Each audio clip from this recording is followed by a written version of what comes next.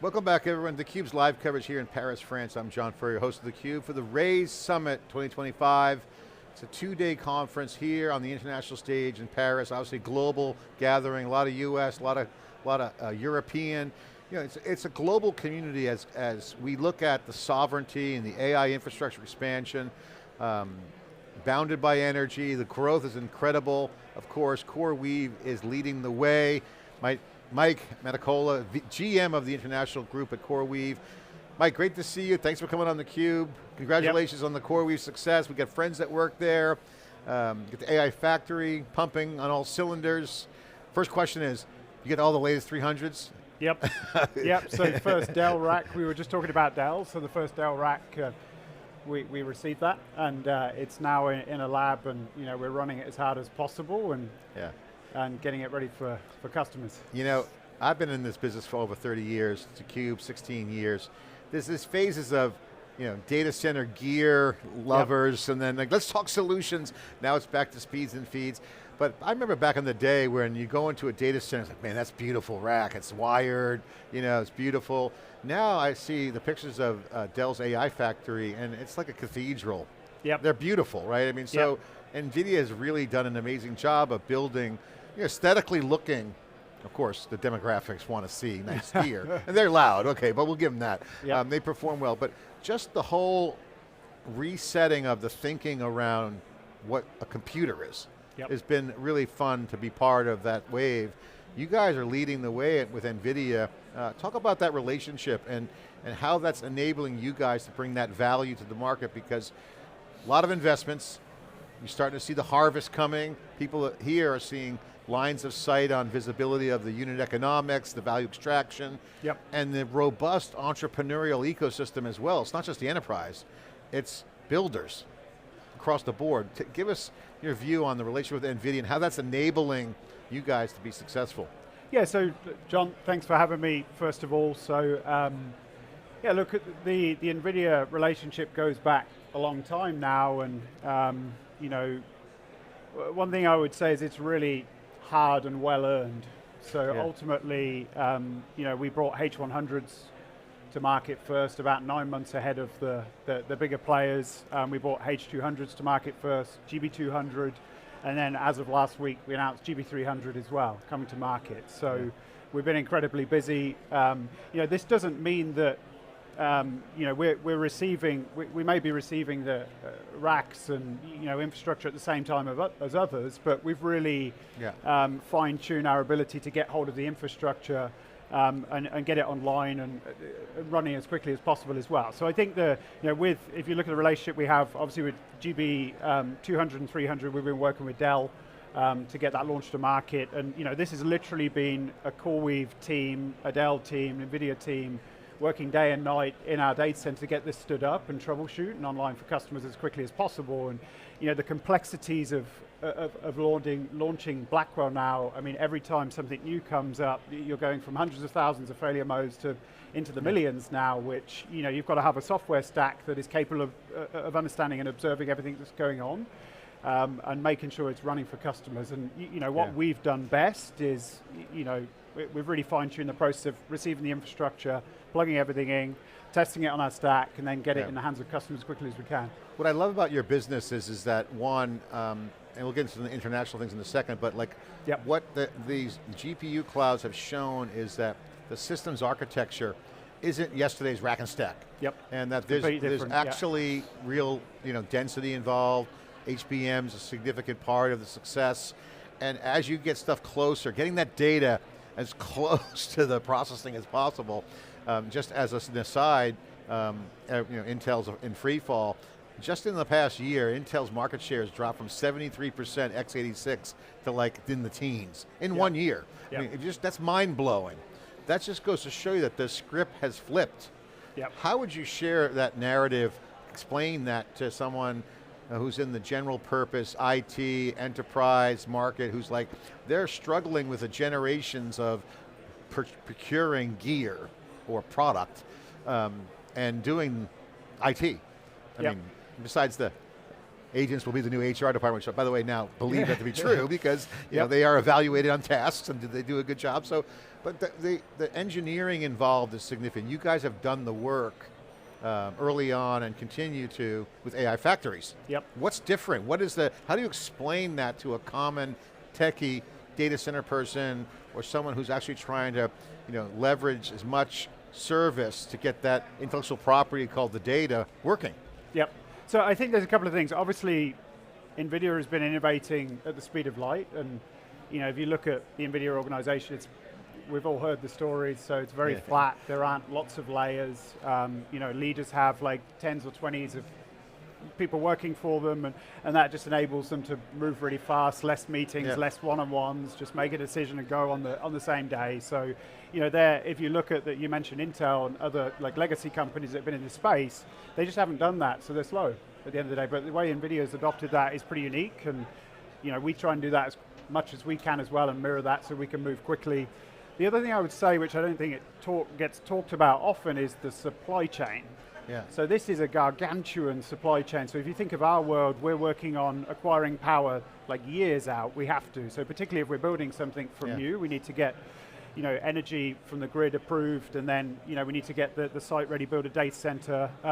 But the point you were making around infrastructure and how it's changing, obviously in some ways it's good because it's consolidating. So with GB200, you've gone from a diverse supply chain, and now you're pushing that into a rack with a huge consolidation of everything going into a single rack. But managing that supply chain is really critical as well, right? Yeah. So you can't just get the bright idea one day, hey, I want to buy some GB200s and I'll order some, they're going to turn up next week. You need to be doing that 2 or 3 years ahead, and making sure that everything's like hitting the ground at the right time so you can move quickly for customers. So yeah, I think obviously the way NVIDIA does things, the innovation cycle, the speed they move at is really unique, and their structure supports that. Obviously we do the same, but I think you've really got to be working multiple years ahead so everything can come together in the supply chain. And NVIDIA's innovated too with NVLink and then KV Cache. They're engineering a lot of the fabric around the chips, which helps too. Yep. How is that changing some of the software paradigms? Because we're seeing now software stacks, certainly at the platform engineering side, we've seen Kubernetes rise up, certainly in the enterprise become an orchestration layer for some of those platform, DevSecOps, DevOps crowd. But now the AI stacks are emerging. Yep. How are you seeing that with your customers? What are some of the observations on how they're flexing? How are they standing up these factories? What do they run on? I mean, obviously everything runs on Linux these days, but is there an operating system for the AI factory? Do I load something? Is it pre-installed? Or, I'm kidding, of course, but people are trying to figure out, okay, I got it, I want to run it. Yep. What do I do? Yeah, look, if you think about the space we're in, so ultimately we want the customer doesn't want to worry about infrastructure, right? So, basically if you look at like working with legacy clouds, you pretty much needed your own infrastructure department or function in place to manage everything, make sure everything's working.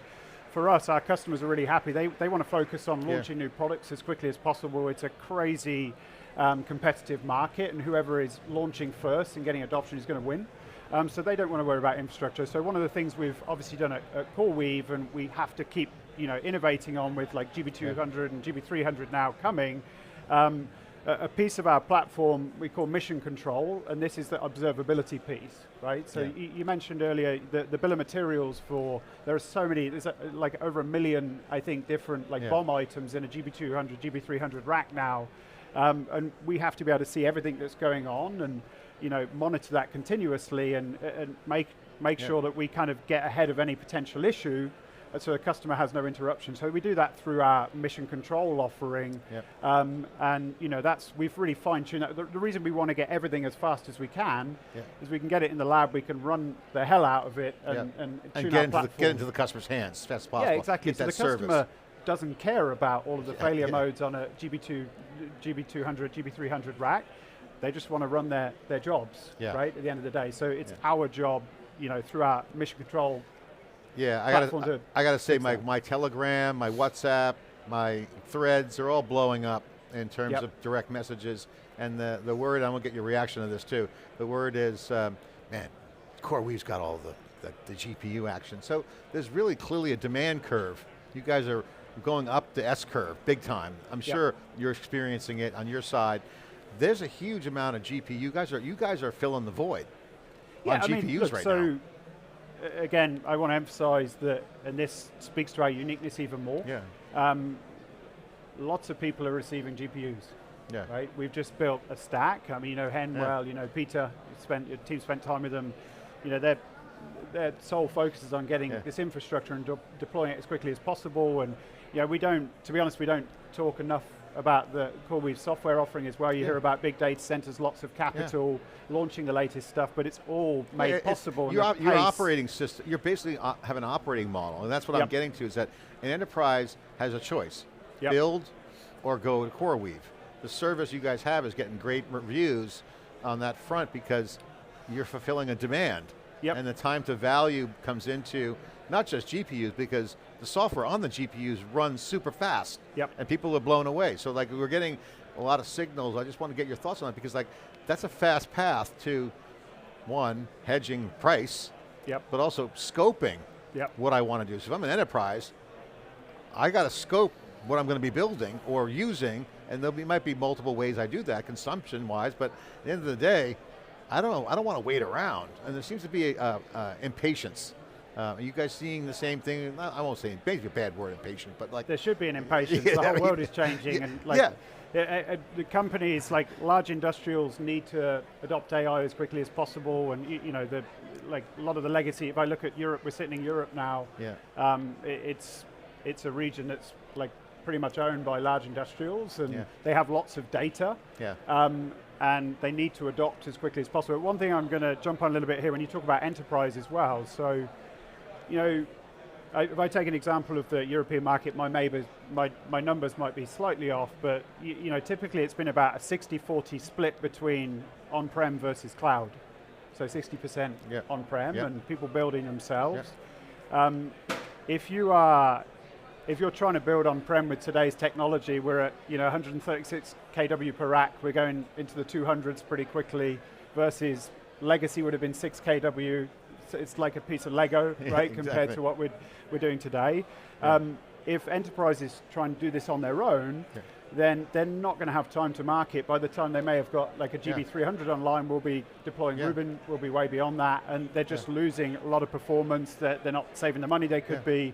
So, particularly for enterprises, there's going to be a big change for them, I think, particularly in Europe as well, moving towards working with cloud partners, and they don't have the time, the resource, the expertise to run this kind of infrastructure as well. I think that's my point about the demand curve. People are appreciative of the fact that they can get the service they need in a timely manner without all the heavy lifting. I mean, neo cloud, specialty cloud, it's a hyperscale environment for a service where their IP is on-prem. And that's happening. We're seeing that clearly. But let's talk about Europe, because we're international. We are in France. It's an interesting conversation. I love coming to Europe because I've been preaching to the choir, maybe to myself actually, about sovereignty. Not sovereign AI, that's a trendy topic, but sovereign cloud is a legit thing. And on-prem private cloud is happening. We're starting to see countries, on-country kind of vibe, where it's like on-premises. You're seeing countries looking at their infrastructure, whether you're a multinational or a government. So you're starting to see sovereignty cross over the tech conversation into geopolitical, where I was just on stage with the founder of UiPath, who's Romanian, proud of his European heritage. He Daniel was talking about, when I asked him about his founder position, he was kind of preaching to the European crowd, like, come on guys, we got to go faster. So I think there's a huge opportunity. I'd love to get your thoughts as you look to expand out Coreweave. I'm sure you've got a green field of opportunity. What's it like? What's your plans? What's your growth strategy? How are you going to build out the international piece? Because it's ripe. I can smell this opportunity. You can see people leaning into the urgency of refactoring, whether it's the political scene via having an economy, entrepreneurship. It's like the enablement is off the charts. So sovereignty, love to have this discussion. It's really important. It's really important for Europe too, because if it's not addressed quickly, then Europe's just going to slow down and won't catch up with everybody else. So, and I spend a lot of my time with governments all over the region. you kind of have to, right, the world we play in, lots of power, massive deployments, big investments in countries. When we're building a new team, deploying data centers, it's in the billions very quickly. So we typically talk to governments around that and how we'd go faster. The sovereignty piece, so the way I think about it, there's a lot of noise around sovereign AI. That's fine. The way I would break this down is into demand, percentage of demand, right? So basically, there will be certain workloads, and it's going to be a lower percentage that really should be truly sovereign. So in country, managing country, like in a true sovereign environment. The reality is, true sovereign, so you'd need local chips, so you need French chips, you need French-only team, you need French networks, or like EU, whatever you want to call it. And if you go down that path completely, the capital doesn't exist. Yeah, it's the hard to skill pull sets off. don't exist. Ability to execute is almost nil. Yeah, it will be, I will offend some people when I say this sometimes, but reality. I still consider myself a European, but Europe's very good at talking. Now it's time to do stuff, right? We need to move quickly, otherwise Europe's just going to get further and further behind. Yeah, and if they stare at their navels, as they say, the expression goes, you'll be basically like, okay, nothing happened. The nirvana use case of sovereignty, as you point out, is very the degree of difficulty is almost 100%. So I think if they can get over that, what happens next? Because then you now have an enablement. Andy Grove used an expression we quote on theCUBE, let chaos reign, then reign in the chaos. In a way, I like that philosophy because you got to put the guardrail, hate to use that word, it's overused, but like, just get it out there and see what happens. Yeah, I just said it, I'll say it again, now is not the time for talking, it's for doing. Ultimately, I'll tell you our story a little bit of the last 12 months as well. So go ahead, please do. We had, no team, no data centers. Around a year ago, I announced we were launching our business in Europe. We committed to deploy about £1 billion in the UK and $2.2 billion in the rest of Europe. We fast forward to today and we have 6 data center regions online. It's a little bit more, I planned for about 4. We've done 2 more than we'd planned because demand has been pretty high. So what we did when we were approaching Europe, so we basically set up a footprint. If you look at legacy clouds, typically they were looking at for the lowest cost place to run a workload in the far north of the Nordics or something that's cheap energy, but they weren't really designed for AI and for latency going forward as well. So we set up our footprint in the south of Norway, a little bit near Stockholm, and then like Barcelona and Spain, and then the UK, so we could basically service any kind of AI workload with low latency, roughly within 2,000 K of a large city, like 20 milliseconds roughly. So we've done that, and we've delivered it quickly, and we're basically sold out, right? So we're adding more, we'll be adding another region in about 90 days. So back to the point around sovereignty, and there's going to be enough, the point I was making earlier, there's going to be enough demand that will keep serving customers for typical workloads, and then there will be some sovereign workloads, and governments need to work with like private and make that happen. But I think we've got to be really careful that we don't overblow this and think everything needs to be, because it doesn't, and we'll just be 10 years late on everything. Yeah, that's totally a great point, Mike. That's a great point. Now let's get into some of the, I love the distributed aspect of it, and if you don't mind, I'll drill down on that. You mentioned the latency was a design criteria. You're basically distributing hubs of supercomputing. And you're sold out. What? Okay. How do you GM that? You got to do more. You got to get more. So what's on your focus? What's on your agenda? Get more space? Procure more power? Always, what's on your plan? One of the things the Coreweave team's done incredibly well is, we've had crazy demand, but we've always delivered more capacity quickly. So back to the point we talked around our stack, it's been fine-tuned to be able to build data centers, test them, and hand them over to a customer as quickly as possible within literally weeks, right? Weeks and months. In terms of, I'm not too worried. We may be sold out, but I'm adding more capacity very quickly. You are adding more. You're focused on that. So we'll always stay ahead of the curve there. And the beauty of how we've built the company is that we can add like modular increments of capacity very quickly. So we may have a large chunk of power, but we'll do 6 deployments to fill it up. So we'll deploy to demand. You have a blueprint. For building out these computer centers. It's not buying real estate and throwing gear in there. You guys systematically come in here. Yeah, we're vertically integrated, so we don't contract anything out. That would be a terrible idea. Yeah, so if you look at what we did in Europe, so we literally hired people, sent them to the US, they joined a build, the engineers worked together, got comfortable with the stack, and then pretty much they had a little bit of help to launch the first regions here, but now they're self-sufficient. So we built a team in less than a year that can deploy like large scale data centers very quickly. But we have the automations, we have the tech to do that. So I have to ask a personal question if you don't mind. What's a day in the life like for you? As you you wake up, work out, and probably not have time for that, but what do you, like, take us through it. I mean, in all seriousness, what's it like right now? Because again, the demand is, you're selling out, so it's like, you can't build them fast enough, the demand's high. I know you guys are working hard. You mentioned Hen Goldberg, she's the engineering lead now. Yep. What's it like on a day of life for you? What goes on? You talking more politics, you do more engineering, customer procurement, customer delivery? What is some of the mix of your time? How do you spend your time? Yeah, I mean, look, so for me, I wear a lot of hats, and you know, I took this challenge on personally because it was exciting to build something from nothing, and I'm not the guy, to be honest, to sit in one department and do that for the next 10 years. I can't sit still, it would be a disaster, and everyone would hate working with me, but so my days, you know, they're really, we do a lot of this, right? Obviously you know, we've been working pretty hard to get our brand out in the region as well.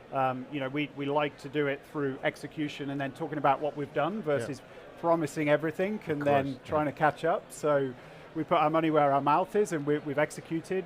So my days, you know, I get up, I work out most mornings. Again, I'm a hectic guy, so if I didn't do that, I'd be a disaster to work with. You're busy. I will be... You're super busy. Yeah, but you'll be looking at, is there something slowing down delivery? Sometimes I'll need to jump into a supply chain. Sometimes I'll need to, you know, talk to the engineering team and work through things with them, but wherever you need to be, just to remove constraints and go faster. Yeah, we really appreciate what you do. It enables the entrepreneurial scene here, helps companies, the economy impact is huge with what you guys do, so we appreciate what you do, and a lot of people do. I have to ask you about supply chain and NVIDIA, because you mentioned that earlier. What I love about NVIDIA right now is that they're executing really flawlessly on the supply chain. Jensen's, you know, puts out the roadmap, he brags about it, of course, as he should.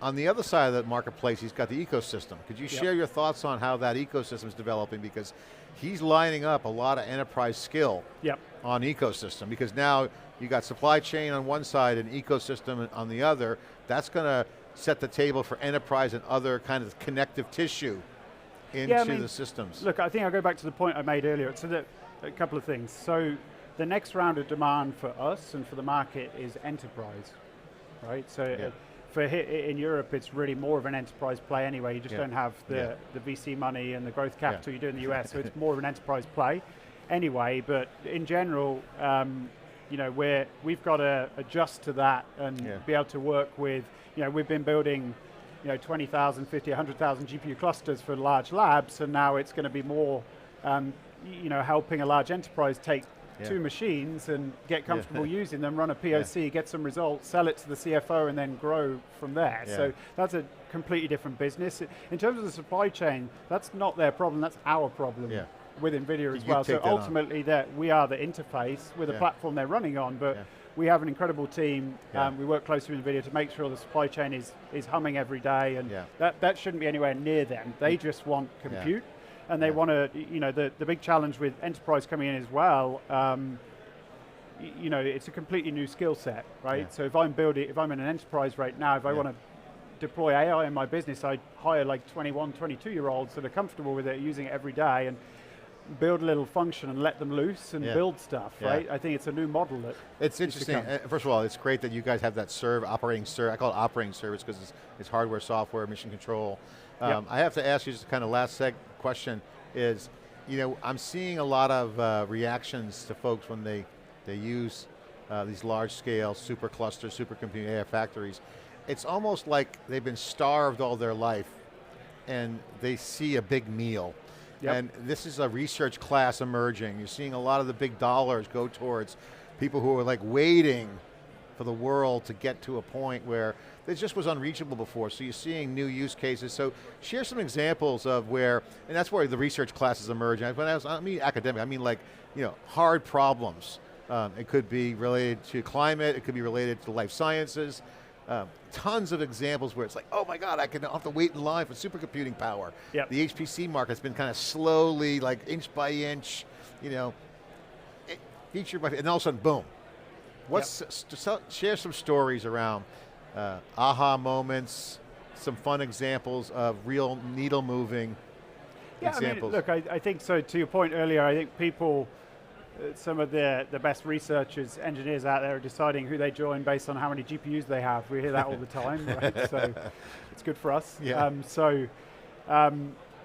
I think where things are going right, we've been working with some of the largest labs in the world and building some of the largest supercomputers in the world as well. And obviously they've been training LLMs, and things are going to move to agents. They are moving to agents. Agents is kind of next, and that's going to change all of our lives and how we do business every day, how we live. Connecting all the dots between different data sources, and it's going to be, none of us really know what it's going to be like in 2 or 3 years. So I think that's the next phase of what our customers are, I know that's what they're working on now, but they need so much compute to do this, and the type of compute as well. So if you think about how we build our clusters, we build them for inference and training. We don't want you to move regions, but that's great for us as well, because as we move towards test time compute and agents and other things as well, we're ready to go. I was talking to a customer of yours already, probably, or a prospect of a customer, I won't say his name. I just gave away the gender, but he used to work at NVIDIA. He runs the products for a major region in outside the United States, in charge of the entire build up for the country. And he said to me, and I want to get your reaction, we'll close it out after that. He says, picking a provider is like picking a university. The culture matters. So what's the culture of Coreweave? How would you describe culture of Coreweave? Because I kind of see his point. You have certain philosophies. It's kind of like, do I go to that school or that school? They specialize in that. They like this, the vibe. It's a party school, whatever. These kinds of. It was kind of interesting because research is a big part of the innovation cycle of the providers. How would you describe? First of all, do you agree with that? And then, how would you describe Coreweave as a culture? Yeah, look, I firstly really agree with that. So, the reason we've been able to grow so much and so quickly with our customers, and with some key customers as well, because it just works. Our infrastructure works, and they've, to be blunt, we've worked with customers and they've come back to us and didn't have a great experience and they want more Coreweave, right? So we've really built something that, back to you want to work, if you're a startup and you've just raised money, 50 to 70% of that's going to go to your cloud bill at the end of the day. So you want to spend it wisely with the right partner. And we have a pretty unique, to touch on the culture side of things, probably the key value in our business is act like an owner, and people truly do. It's not just wallpaper. So our CTO, Peter, some of your team has met Peter before, so he is in customer Slack channels, he is answering tickets, he's challenging everybody to move faster and fix things. If you look at what our founders did, like kind of in terms of in the capital markets and finding creative ways of raising large amounts of debt so we could build this business as fast as we did. That's pretty unique as well. So there's a lot of innovation there we probably don't get credit for. And then, just the whole company in general we have about 38 data centers in production as of this month. We had... You're an executing culture. Yeah, so ownership driven. When I joined a couple of years ago, I think we were in like the early teens. And we've deployed but these are not small data centers. They're monster data centers. So we execute fast, and people are having a great time. To be honest, we have a lot of fun. It's not boring at Coreweave, and we've put a pretty unique team not for together. the faint of heart, and you got to be smart. I mean, people like to work for companies that are solving big problems, and also you're doing that, and your customers are. Thanks for coming on. Really appreciate your time. I know you're super busy here in this international event. theCUBE is global, of course, in Paris. A lot of challenges, but the opportunities and the demand for supercomputing power, the AI factories, H100s, H200s, the GB300s are out, the Dell AI factories, of course, all the actions coming. Harvest time for AI, that's the big story here. Thanks for watching.